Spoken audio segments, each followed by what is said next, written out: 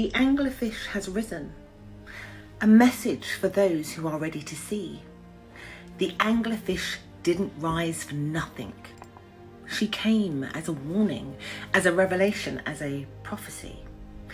And if this found you, then this message is from your spirit team.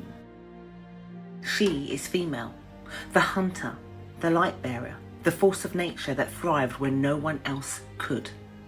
She didn't need the sun to guide her. She carried her own illumination. She lived in the abyss, not as a victim, but as a queen. She adapted, she endured, and she ruled. One day, she rose. She did what no one else thought was possible. She broke through the limits of her own world. She ascended from the deepest depths, knowing the risks, knowing that she wouldn't survive. And yet she did it anyway. She surfaced not because she was weak, but because she was called. Because some truths are too powerful to stay buried. Because sometimes transformation requires a sacrifice. And now we are witnessing the same moment in history. The deep is rising.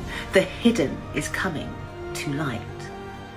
For too long, the world has been ruled from the shadows, kept in place by systems designed to keep us blind, to keep us chasing the wrong light.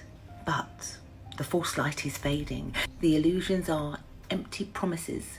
The structures that were built on deceptions, they're crumbling. And what happens when the deep meets the surface? Revelations, change, awakening.